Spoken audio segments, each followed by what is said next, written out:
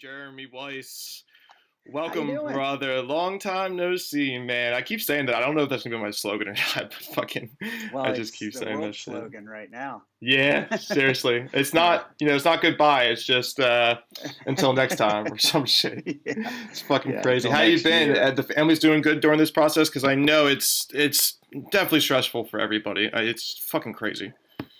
I think it's important to acknowledge it and talk about it. I've decided that. It's not to say that we're all, quote, losing our minds, Hmm. but this is mad different, huh? Hmm. This is really crazy. I'm glad there are people reaching out to connect Hmm. like yourself. I think it's super important. And I think it's Thanks, important man. that all of us continue to stay motivated and try to stay informed about the things that we're passionate about, not just, Fox, CNN, and MSNBC all day. Yeah, the opinions through those channels and outlets are just starting to really grind my gears. It just gets annoying after a while.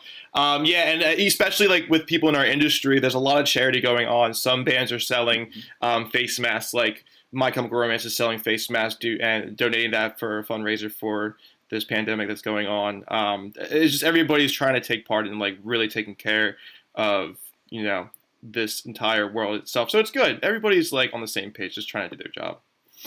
Yeah, we're all in the same boat, and we can't say that very often. I mean, Hmm. that phrase is overused, but Hmm. we really are all in the same damn boat, all over the damn world. So, I think, like I said, it's vital to my theory on national news, which I'm usually a junkie politically and social justice issues, but Hmm. For sure. here this time around, I'm like, I think I'll get the memo if this is over.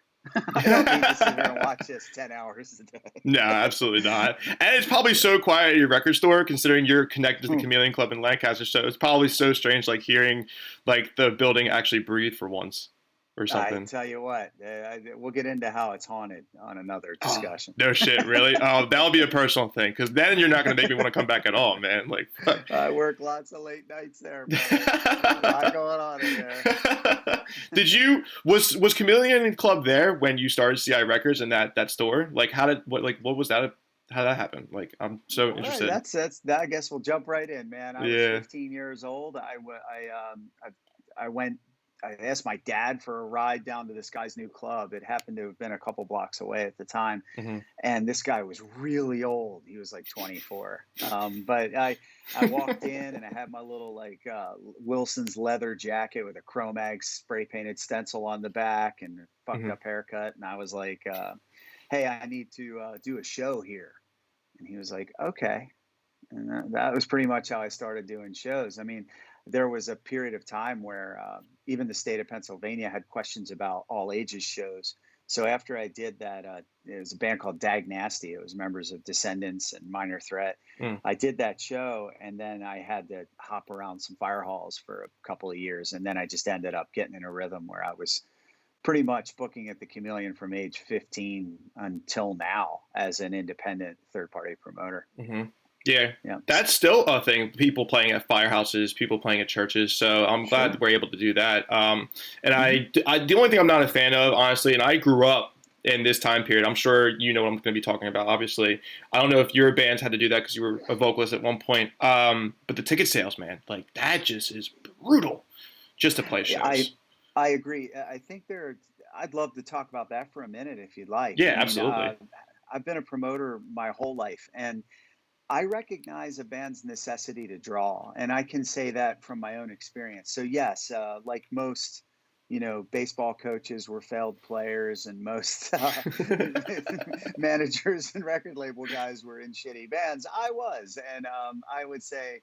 Um, yeah, we sold out the Chameleon a bunch when I was a late teenager, and it was just all hustle and grit, just constantly, trolling the malls, trolling study halls at high schools, going on college campuses, trying to get somebody to pay $7 to come and see the band. Mm. It does get easier. The goal of that in the past was to prove to the club owner that you had value, because you had to recognize to play a proper venue that they had overhead and expenses, and they could cover that with alcohol and even cover bands on a given night. Mm. So you had to show and prove that you could draw a crowd. That has gotten bastardized greatly over the last couple of decades, and I fully understand people's apprehension when, some scumbag will be like, here, I need you to sell 100 tickets at $20 and I need the money up front, and, Absolutely not. and things of that nature, or a credit card on file. Now, I'll talk out of both sides of my mouth. I owned Yeah. an all ages venue in Harrisburg, Pennsylvania for 12 years called The Champ. It was dry, so it had no alcohol. Mm, And basically, we sold dollar water and dollar candy. And mm-hmm. if you wanted that place to survive, the overhead per month was around $3,000. You guys in New Jersey will think that's amazing, right? But it's all relative to your local economy. But Yeah. in order to make that work and pay the bands and feed them and pay the guy who cleaned the building, which was kind of like more or less in service to him doing the Correct. job, and then the sound guys and the people running the doors and counters and stuff, you did need some kind of a commitment. Mm-hmm. And these aren't the kinds of commitments we're talking about, 100 tickets at $20. I used to say, look, man, if you can't draw 15 people at $8 or $10 or whatever, it's cool. And it Mm-hmm. does not mean you suck. Right. I just can't do it. Like, Mm-hmm. I That's can't, the thing. Yeah. if I can get 3 or 4 of you to draw 15, 20 people, we got a show. Mm-hmm. And as you get older, and I don't mean that in a condescending way to anybody, you'll come to realize the guy that was taking in 450 or $600 at the door, giving you a small portion of that back, was not taking advantage of anyone. He was just trying to keep the lights on. Especially in the underground scene, like I don't listen. If I'm playing a show and I'm like, whether it's there's no like good headliner, it's like a good local show, but I'm not worried about making the money. Like I'm worried. Like I was just talking to Andrew Wade, as I told you earlier in the last stream, and he said the House of Blues down in Florida, they're doing this thing where you just get $1 a ticket. That you say you come to the door, you say your name. I'm here to see this band. They get $1 for that ticket. That's great. Mm-hmm. I'd rather worry about that. I'd rather worry about playing a show where it's affordable. If we do get some kind of income from it, it's from the merch or the sales of what we have in general, like as of albums or whatever, or vinyl, because vinyl is more of a thing than albums are, CDs are. And to like really put on a good show and like try to express that. But like with like they try some of the promoters like, well, you'll get a 30% cut and this and that. I'm like, but I don't fucking care, man. Like I don't want to sell a ticket for $15 and force it, or like you said, out of pocket, which is usually a thing. And these kids can't afford that. So I don't know. I hope there's a solution eventually. The best scenes just don't have trust issues. That's what I call it. Mm-hmm. If you're a band in my community and you're working hard and you think you can draw some people, we just do a show. What happened was, a lot of folks kind of started this thing where, that's the promoter's job. Well, then the promoter gets to choose who he books. Mm-hmm. So, I speak a lot about leverage, and it went in. This is true across all disciplines in business or art or what have you. Mm-hmm. If you're an artist and you want an art showing, but you don't have any empirical evidence that you are going to get people to come there and perhaps even purchase one of your pieces from that studio that's paying rent, utilities, and people to run the place. And they could get a commission from that painting, you just don't have leverage. Mm-hmm. It doesn't mean your art is worthless. Mm-hmm. It means you have to build up some sort of like empirical data to suggest that you're a viable investment. So take that across to bands. No band, in my estimation, I have a very broad and forgiving ear. I really do try to find great things in everything. It's how I found a lot of stuff for my label early on. I would hear flashes of brilliance and cool parts that I was like, wow, this is going to be bigger than this label right now, is. And later on, I'll be grateful for having seen, I'll be maybe even, it'll be recognized that I saw something in a band before they became the greatest thing they were capable of. Mm-hmm. But the same thing happens with the venue. I can love a band and really want to do them, but there's nobody there. Now let's really get into like why else that matters. It's not merely the dollars. Okay. Every time somebody brings up dollars in art, we feel like someone just stabbed our passion in the gut, Yeah, that's not what we're doing it for at all. Not the point. If you can't draw at the Champ, I'd say if you don't think you can bring 15 people, that's cool. It doesn't mean you suck. I want to expand on that. Mm-hmm. Open your practice space or your basement. Mm-hmm. Invite everyone over for free. Build them up. Let them see what they would be backing or investing in. In indie Mm-hmm. music, you're almost like you're an investor. You're Mm-hmm. like your heart and soul is in this when you like a band. You know, I've Mm-hmm. loved shows with 11 people in the room, but Yeah. I've also empathized with the owner, the promoter Yeah. who Everybody that's staged that involved. show. Mm-hmm. The production costs money, the rent costs money, the staff costs money. So Mm-hmm. saying that, open up your practice space, put on a free show. Maybe you can rent one of those halls and Exactly. start there and Yeah. see what you can do. I'm not discouraging people from playing anywhere but through me. I'm just explaining to them that it's not financially feasible to fund art. Mm-hmm. I wish I could. I I know. wish I could Yeah. exclusively just say it doesn't matter. I wish I was independently wealthy. Then I could say I'm just going to put on good music. Mm-hmm. Whoever comes, comes, and whoever doesn't, missed out. And there's a perfect But example the of that too with real quick, George, the other important part, really important, mm-hmm. is why do you want to play a show? I'm going to ask you a question. Flip it. I want to play a question, or I want to play a question. I want to play a show due to the passion that I have for playing. It has nothing to Okay. do with me personally. With like, I would like to make a career and a living out of it for sure. Mm-hmm. That would eventually take time, as you know. Like I've been doing this for a very long time. But if I'm playing a show and everybody's enjoying themselves, they're enjoying the music, they're enjoying the message, they it gets them away from their daily stress or whatever, and they can connect with that song, however it may be. Like people Mm-hmm. could take songs in general and completely just take it out of context and just relate it to them specifically. That's great, dude. Like that's what we're supposed to be doing. That to me, that's my job. My job is to make sure that everybody's having a good time. We're writing great music, and we're surrounding ourselves in a community to support each other. That's why I do it. I mean, there are other ways of people doing it for I don't know the fame, the money, the drugs. I don't know, but that's Mm-hmm. personally why I do it. And Well, that's the number one reason, right? To have fun. Remember, you love this. I mm-hmm, say that a lot, right? yeah, Remember, you love this.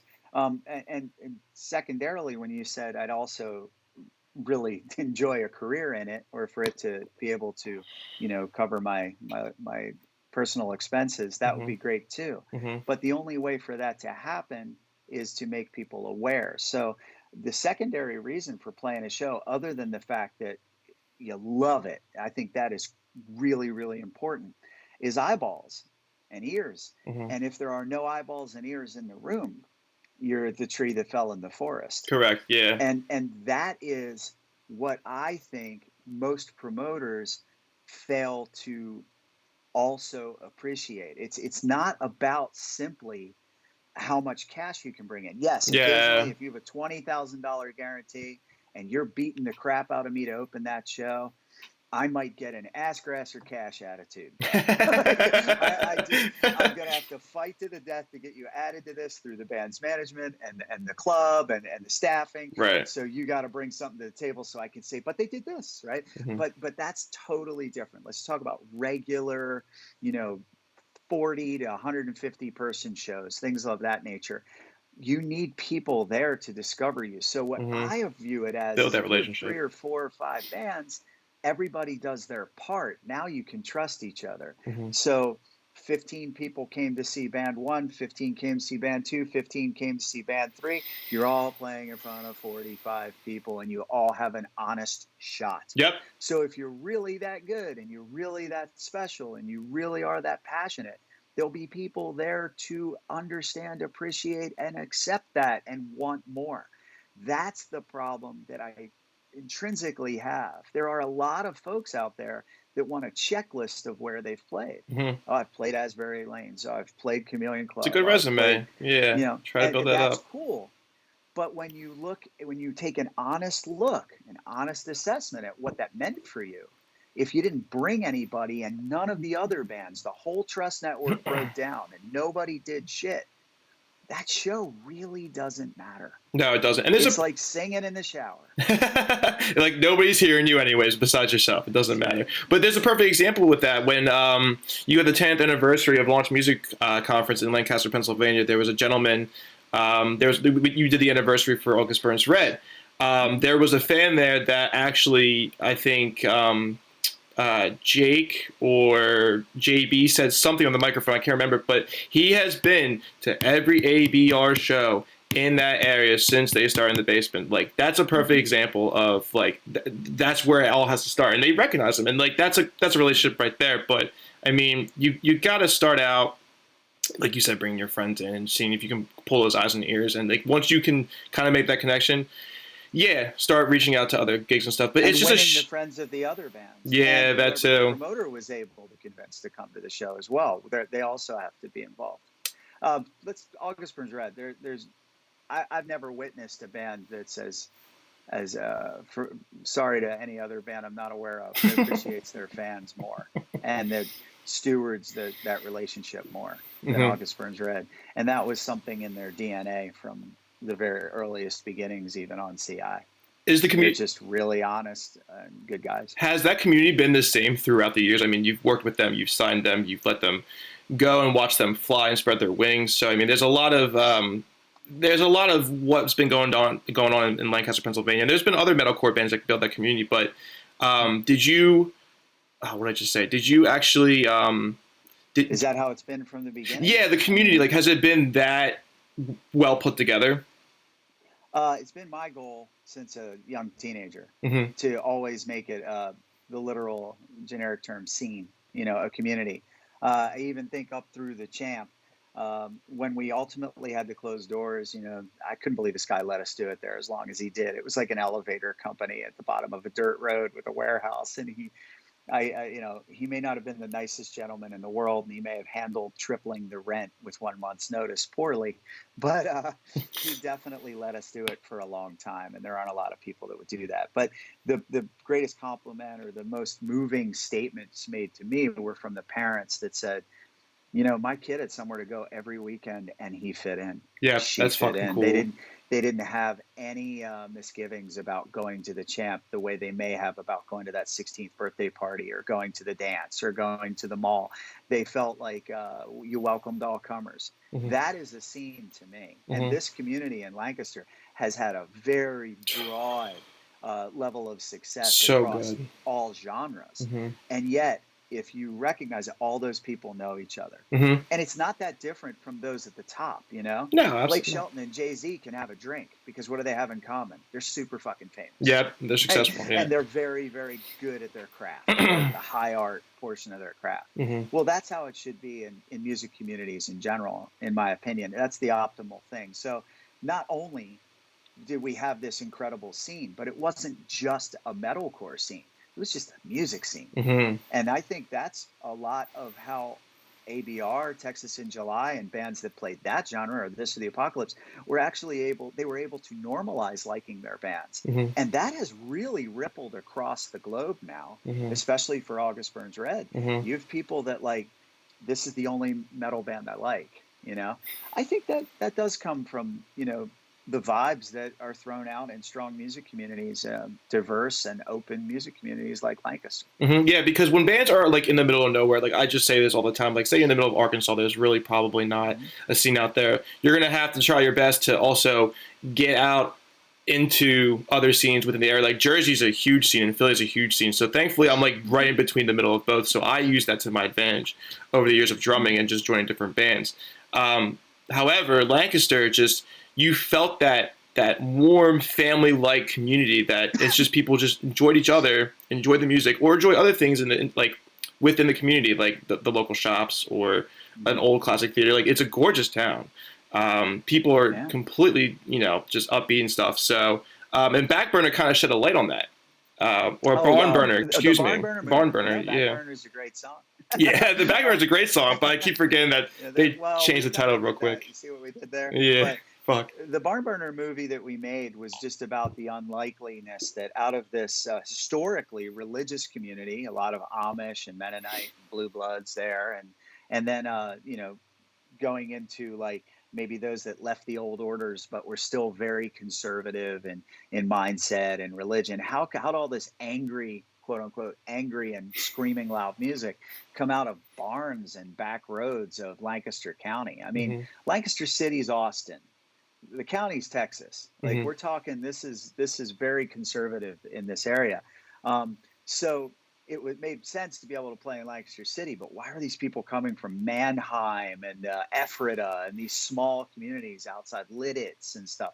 Well, it's in the movie tries to deal with how that relates to like our whole history and upbringing in Lancaster over generations. And to shorten, to surmise that, I would just say it's in our blood. We don't recognize it. We do something, we try to do it the best we possibly can, work our butts off, Mm-hmm. and don't sweat the outcome. Mm-hmm. Like the achievement is in completing the task to the best of your ability. Mm-hmm. And I think that really is derided from our old school Pennsylvania Dutch kind of work ethic, and Mm-hmm. that's what the movie deals with.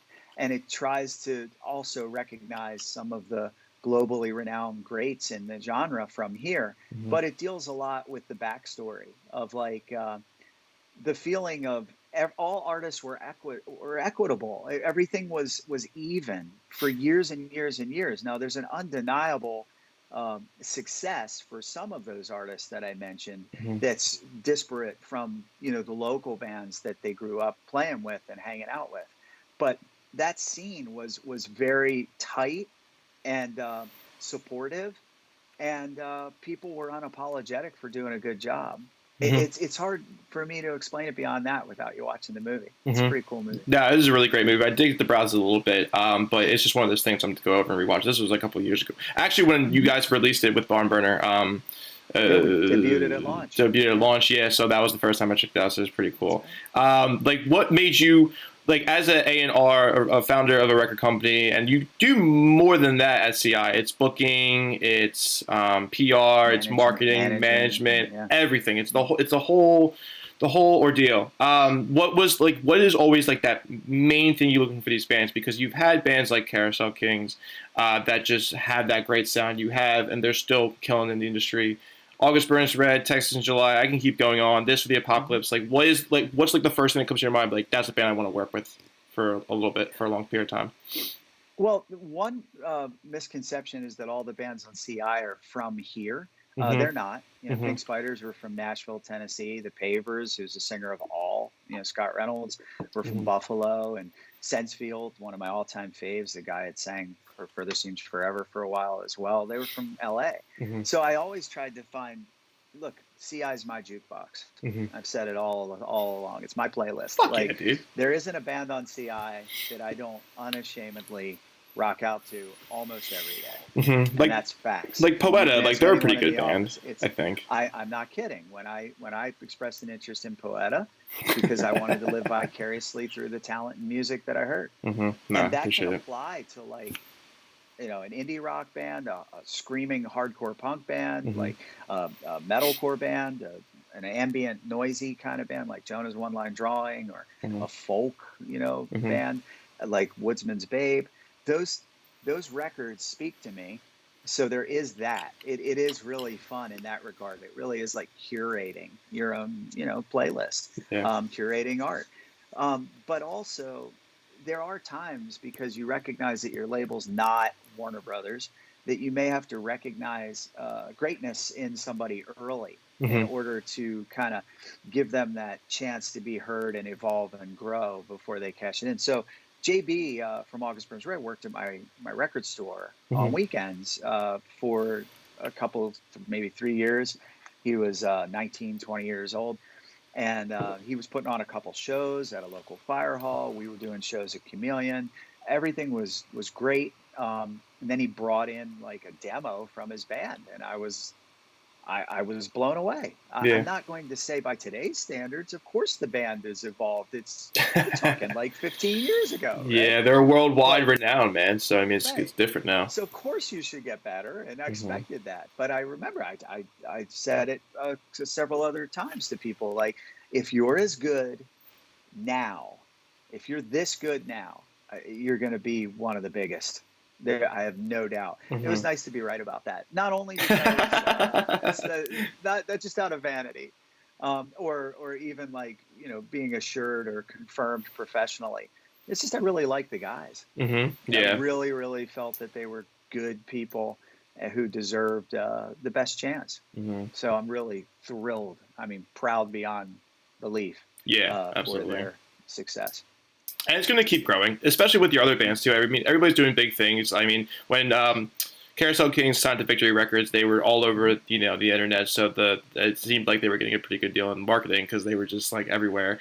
They Had a played great Warped Tour. manager. Yeah, I forget his name. Something John Wick or something. I don't know. I can't That's remember right. his That's fucking right. name. He sounds like an alright guy. But Yeah. they like also really humble dudes. Like I met them at launch in 2010, or excuse me, 2010, the 10th anniversary, which was back in Mm-hmm. 2016, 17.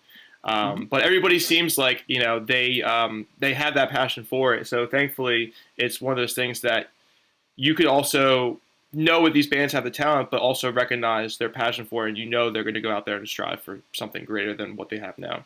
It's a great point, and broadening it out past those bands. There is an intangible in all of us. When we think about launch or similarly styled events, I know at launch I've made remarks in the past about like I think 20% of the people come here to find out this isn't for them.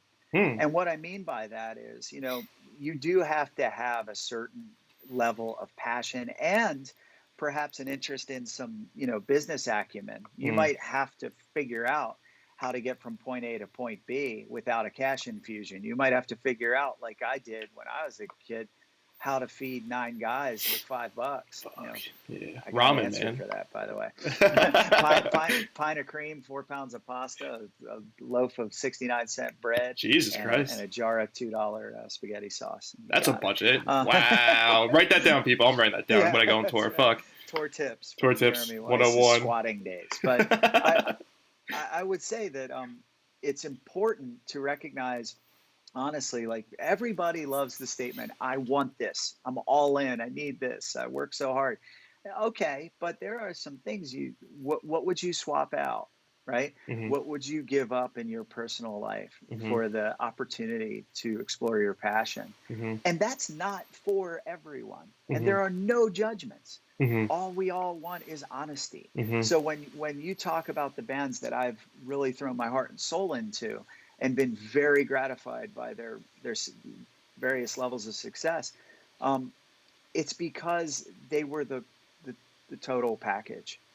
I Hmm. knew that they could be long suffering and find a way to enjoy it. I knew that they could succeed without being a prick. Yeah, To be very exactly. Yeah, sad. who actually want to put their head down and not Both expect anything to sides. happen. Yeah. Right. Yeah, because like I would always meet up with these bands. I mean, I played in different types of bands: punk rock, pop punk, metalcore. I knew there was an expiration date for sure. I mean, there'd be a point Yeah. in time where I was like, "This is not going to go out. Like, this is Mhm. probably going to be the last stop for what I'm doing with this band right now." So when I would like introduce myself to other bands, I would try to give my experience and stuff, and I would make that. I would ask those questions, and if the hesitation was there, I would automatically walk away as like, hey, do you want to have a career in this? Yeah, sure. Okay, well, do you want to starve? Do you want to be broke? Do you want to work 4 different jobs? Like, and like I would see them kind of like be like, what is this guy talking about? I'm like, no, you're not ready. You're obviously not ready. Like, it's just one of those things that, like you said, you have to make those sacrifices in order to what you really want to pursue with it. Well, we all love those stories. We all love the story of the guy who got up at 4 a.m. and punched a side of beef and then drank 12 eggs and ran around the neighborhood. And Mm. the old man in the neighborhood gave him the thumbs up every morning at 7 when he was on his 12th mile. And then he went home and he worked his job till 11 p.m. and then he did 1,000 push-ups. And we're like, yes, Yeah, yes, let's right? go. Well, what the fuck, man? Why is music any different? It's not. I It's mean, exactly the the same third thing. component is obviously you have to be awesome. You have to be That is awesome at true. your craft. You have Correct. to have an awesome song written, and you have to have an amazing performance. Hmm. That's the part that I think should kind of be the easy part to throw yourself into the work. Yeah. But you cannot deceive people because you will always have a story of someone who had to do almost nothing and became famous. Hmm. That will always exist. Hmm. You will also always hear some urban legend about your cousin's uncle's sister's boss's nephew at work was involved with 30 other people and hit the fucking Powerball. I don't care, Nobody's right? good. Yeah. That is not, those aren't the odds I want to buy into. I want Mm-hmm. people who want to affect their own change in Hmm. their career. Um, and that is critical. So I will not lie to people or Mm-hmm. allow them to lie to themselves Mm-hmm. about how hard they've worked. Mm-hmm. It shouldn't be hard work if you love it anyway. That is true. Yeah, I, it's I all have good I have work. a various levels of stress throughout planning launch, releasing records on CI, running some retail and mail order, managing a band, running a print shop, putting on concerts.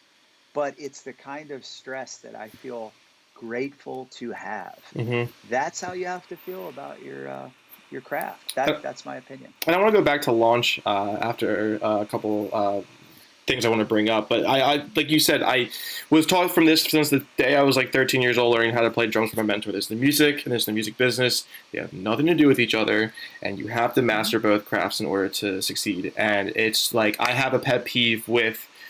I've played shows for in my late 20s now, so for the past 10, 12 years, there were some shows where people would like get so upset playing live, like, oh, there's not that many people coming out. Mm-hmm. We should, we're supposed to be supporting each other, blah, blah, blah. Look, like, I get that there's frustration there, but take a step back, and this is just my opinion, and I don't know how you feel about it, but just take a step back and take advantage of like what you just experienced and learned. Like, it's first of all, it's okay to fail. Second of all, take from what that was and rework your band or rework your music. Like, find something different. Don't sit there and be like, well, everybody should really like my band because my friends, they should support me. Like, no, nobody has an obligation to do that. Mm-hmm. So I don't know what your opinion is on that, but that's just how I personally feel like growing up and experiencing all of this.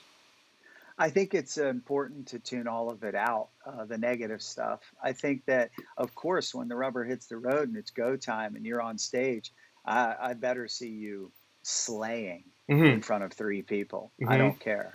But Exactly. there's no health.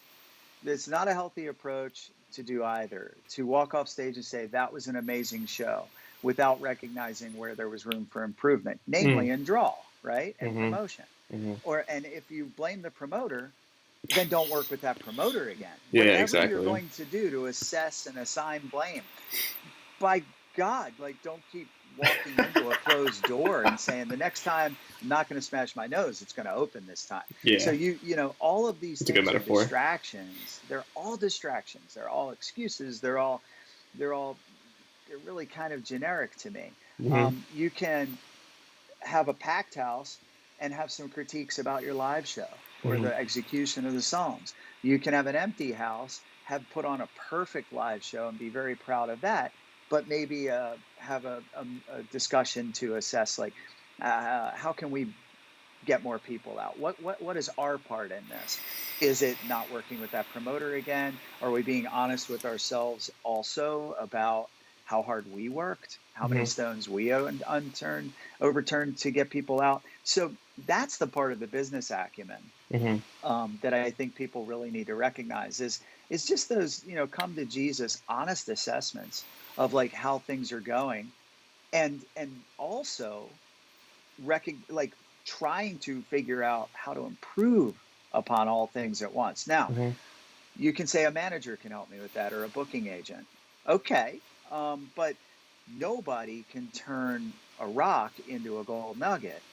You know, if your music might be gold, but your renown is just a common stone, right? So how can you say, well, like, now I have a manager, now it's on them? I also think that it's critical that people, when they use this term team, they actually mean it. Mm-hmm. Everybody on the Exactly. team, every single person is going hard.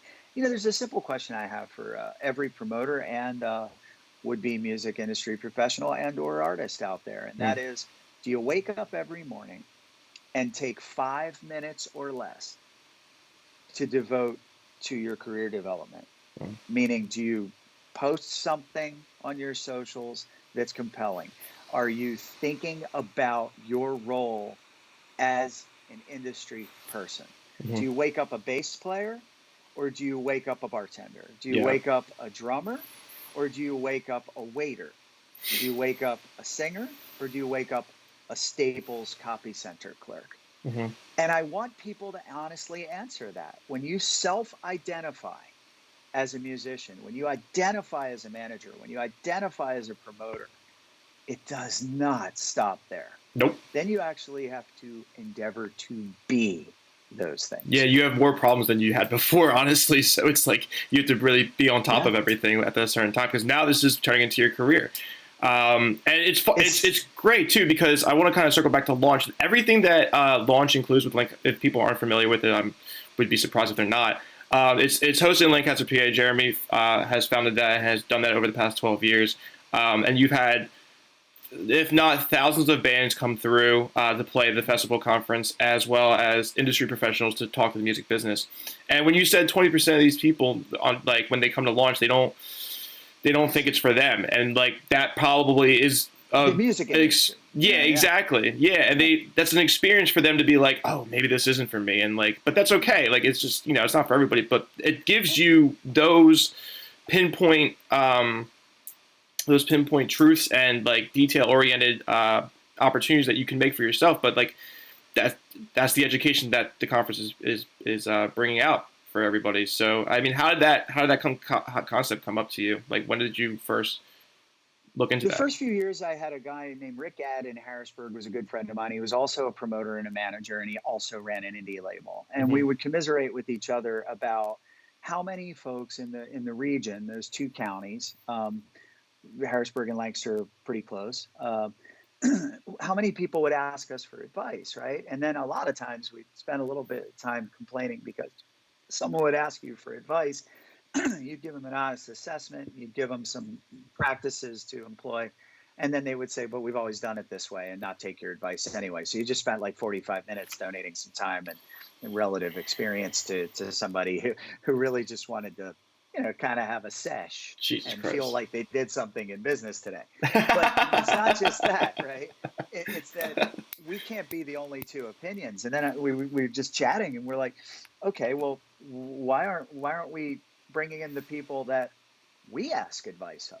Yeah, for sure. Everyone in the industry is asking for advice, contacts, tips, best practices. How did you get this done with Ice Nine Kills mic? How did you do this on Reverb Blue?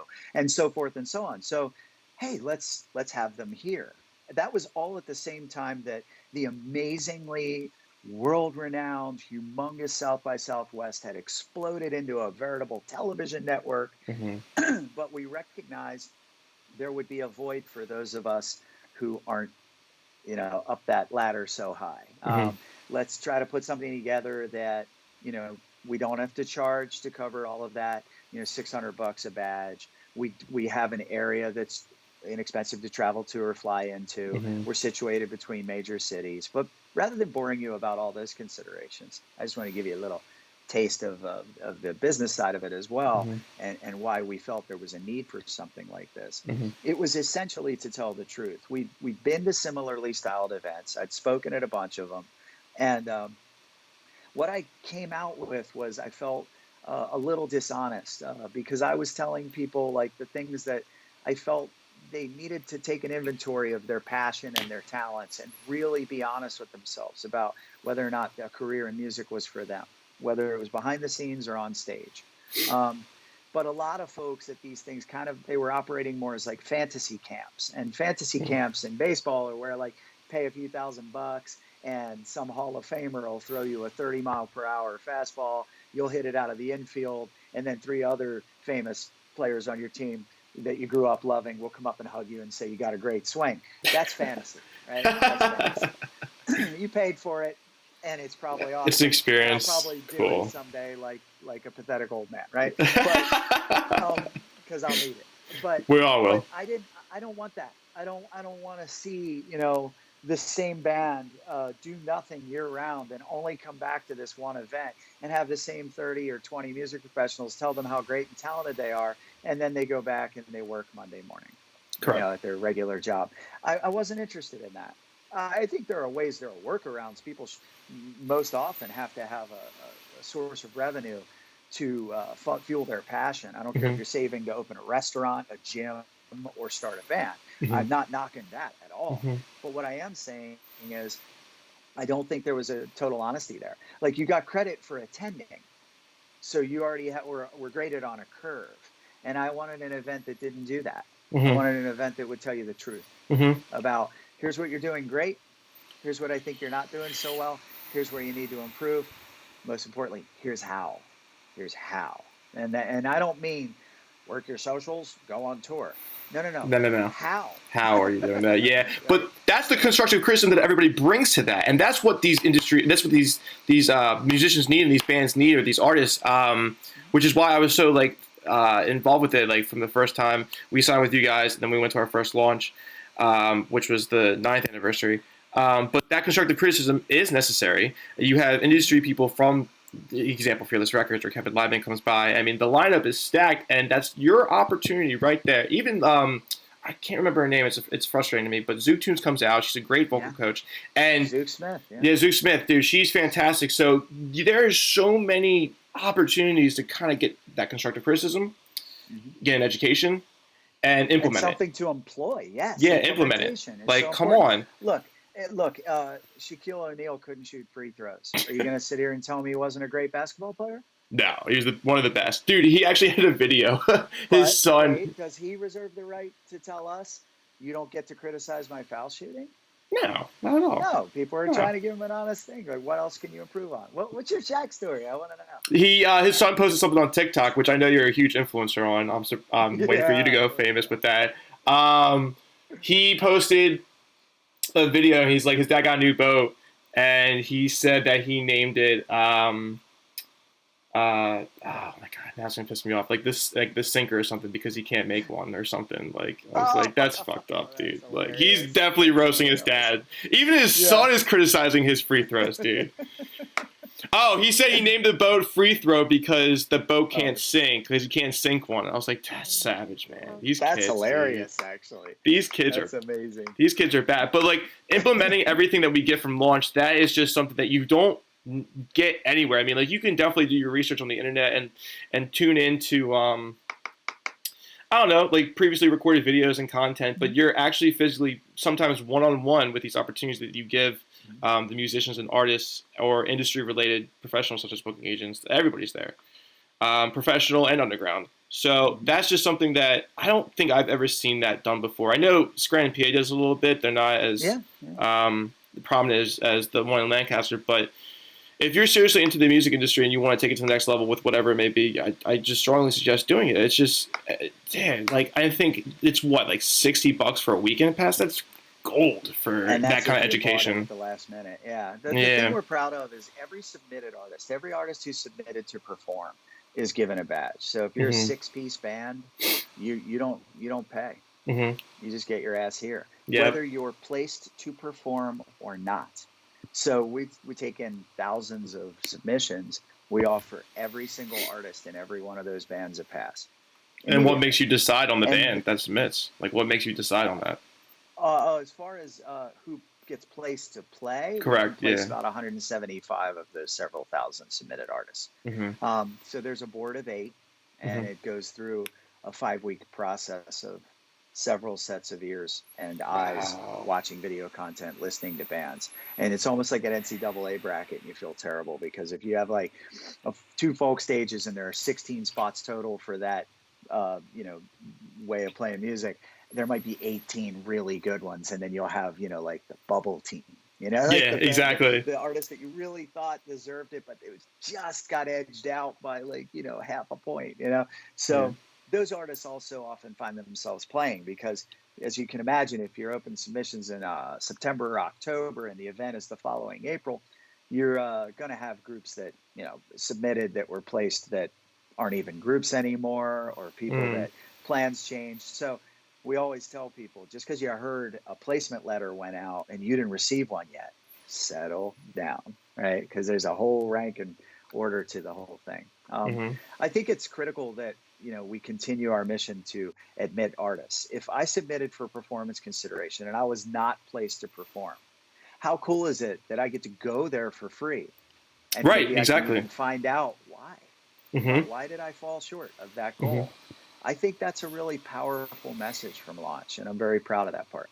Especially as far as industry professionals, they're coming from all over the country, and they are donating their time and expertise. They are not compensated for travel. They are not. Wow. There are no, it's most favored nations. There are no keynotes. Where can you meet 50 people from the industry in one place in Mm-hmm. one weekend. If you, Mm-hmm. even if you caught a meeting with each one of them individually, if you were that adept and that persistent, you'd have to travel to each one of them. Mm-hmm. I mean, think about it. That is And a you're really losing money unique on it. experience. Mm-hmm. Yeah. Yeah, and there's a session that you guys do as well where bands can submit their tunes or CD or whatever, and through the panelists, you guys would kind of go over and have the constructive criticism within those songs to play it live. It's like it's not anonymous, but like they're not. I don't think they're going to announce themselves in the crowd unless they want to. But it's a great tool to like kind of learn and understand like what is the next step for you to get better. So It's fun it's and a it can get a win-win. little raw, but it's called Can You Yeah. Handle the Truth? And it's the only panel that is repeated every year since year one. Mm-hmm. Obviously, subject matter and demands of the industry are reassessed and what's most helpful and practical for people. We change panels, topics up, but that one stays. Mm-hmm. So a band submits a song, Self-explanatory. it's played, it's publicly evaluated. Sometimes they're eviscerated by somebody Mm-hmm. that they really wanted their opinion. But what's cool is at the end, they are announced, they stand up, everybody applauds them, and hopefully, even when they're sharply critiqued, the idea is genuine. It can be comedic at times too. You have to be in good. You have to be in really able to laugh at yourself a little bit to enter Oh, for that. But sure. I do Yeah. think in the end, a lot of. I will promise you, many groups have come back and said they were right, and I did it different, and we changed this and that, and we're doing better. That's like the Mm-hmm. best news in the world. Yeah. Yeah, and you just take that with a grain of salt. You take advantage Yeah. of it. If Yep. you can take that kind of criticism, you're already doing the right thing. There's plenty of things to do. And you had the 10th anniversary was huge. You had August Burns Red come out for their anniversary. You had the guys from Under Oath. You had Spencer and Yes. Yep. for an acoustic show at the Chameleon Club. So that was great. Spencer Aaron and Aaron Gillespie. did their first ever Yeah, together. Yeah. yeah, it was incredible to do. It was such a It was lineup. awesome. How like what goes into? I know you still have like a really healthy relationship with JB and the rest of the guys from ABR, but did you guys come up with like who came up with that kind of idea? Was it them? They reached out to you because I mean it worked. And I want to talk about Christmas Brothers Red too because that was also a huge hit at the hotel. Well, I booked the ABR show as part to celebrate the 10th anniversary of launch. And then JB and Brent came back and said, hey, actually, it also happens to be the 15th anniversary of us as a band. And I was like, oh, that is delicious. I love a celebration. So we were able to put on that show. I think that Everybody was had the cake. turning point. I've been putting on Christmas shows with August Burns Red. I have personally been putting on Christmas shows since 1995. Mm-hmm. The first CI Christmas show, a band called Shelter headline. It's a singer of a hardcore band, Shelter, and Youth of Today. Really old. But the second band was like the singer's wife's band. They were on EVR years ago called Baby Go Paul. Why am I explaining this? Because the third band was a band I was trying to develop in our area out of Kansas that I loved called Get Up Kids. Mm-hmm. So I gave them $50 to open this sold out show. Shelter I knew would sell out. At the time they were humongous. They were on tour with Goldfinger and No Doubt. They came out of the hardcore punk scene, but they were having some pop success. And I loved them. I was very good friends with the singer Ray, and I was also running a record label with him at the time. Okay, so I put it on in '95. And the other opening band, Get Up Kids, said, well, can we bring our friends? We're kind of on tour with someone. And I said, yeah, I'll give them $40. I didn't know who they were. It was Jimmy Eat World. And then every year we just kept doing Christmas shows. And what's cool is if you look over the flyers, you'll see bands that started down here, like A Day to Remember or Thursday. And then they, over the years, they became the headliners of those shows, Norma Jean or whomever, Jimmy Eat World, at the drive-in, blah, blah, blah. So in 2008, August Burns Red played their Seven was their first Christmas show. So for CI, so we're talking 12, 13 years later, we're doing a Christmas show. August Burns Red plays in the bottom middle of the lineup. Long story short, they drew a lot of people. So the following year, I said, hey, we'll put on 2 Christmas shows. There'll be CI Christmas Show 1, CI Christmas Show 2. That became the August Burns Red and CI annual Christmas show. So I started putting on 2 ever since. Well, after the success of the 10th anniversary of launch and the 15th anniversary as a band, we went back and we did back-to-back club nights again for the Christmas show. And then we really started saying, hey, you know what? What if we went back to the convention center? What if we turned this into what it really is meant to be. Because look, if you're selling 1,600 tickets over 2 days, we started getting a lot of people saying, God, I can't get in, selling out very quickly. It started to seem like we weren't really serving the largest population that wanted to come to this show anyway. Mm-hmm. So we started Christmas Burns Red. So CI and August Burns Red partnered, Mm-hmm. and we had our inaugural year last year. Invited some great bands, Currents and Knock Loose and Like Moths to Flames, Miss May I, and Hawk played. Ricky Armelino from Ice Nine Kills other band, Mm-hmm. and it was amazing. Mm-hmm. We sold it out in the first year, so we're like, Let's just so keep try it doing again. it. Yeah, we just gotta repeat this process. Like, why the fuck And we not? did it in a hall that holds 3,000 people. Mm-hmm. So Yeah, that Marriott, this year, of course, we have huge. some really exciting announcements. We may be peaking too early, but I'll just leave it at this. We're going to expand to a 5,000 capacity venue. Let's It is. go. It needs to I be. am Hey, super listen. excited. As everybody else is who's going to be there and appreciate the celebration, everybody's getting a piece of cake. Everybody's going to fucking enjoy that show.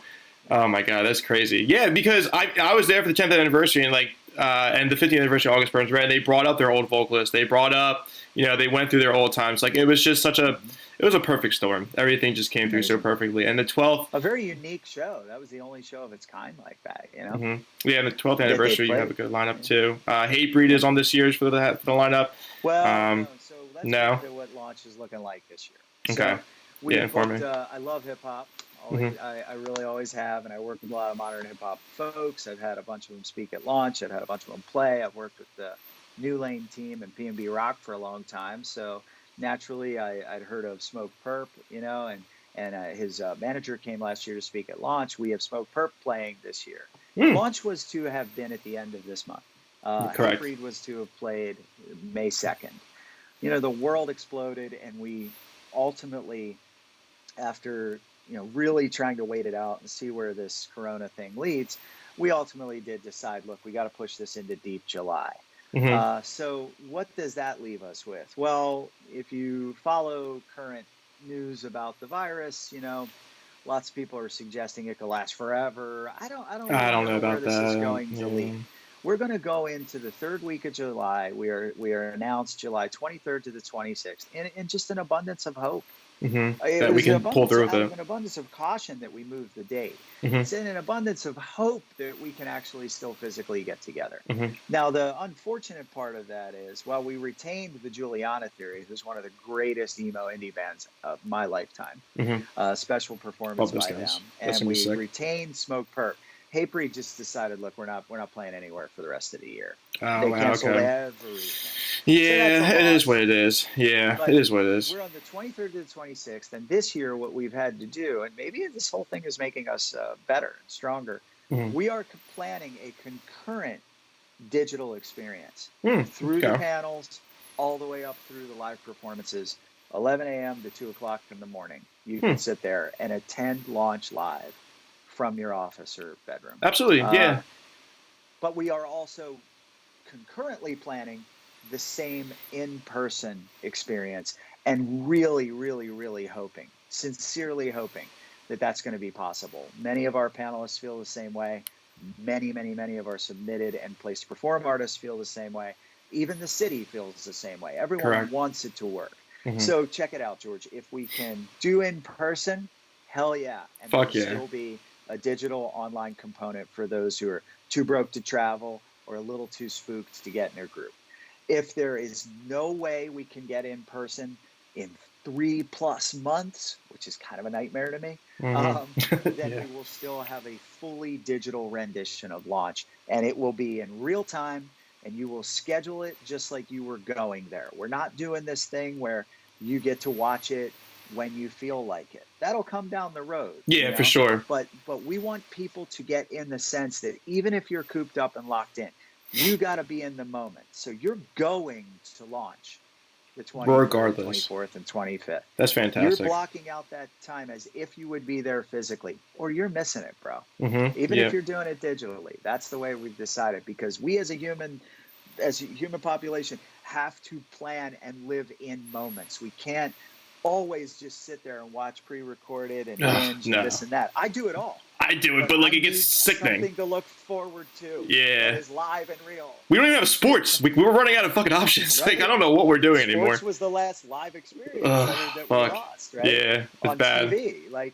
I heard some folks are trying to do some of their live shows, and I think it's brilliant. I Hmm. know what Jimmy Fallon, Jimmy Kimmel doing, really cool. And it kind of borrows from that. Like, Hmm. you know what? You got to plan to be somewhere, even if you physically are not there. So I hope it's helpful, and I hope I'm right. No, you are right. And if anybody's interested, which I highly suggest you doing, go to facebook.com/the Launch Music Conference.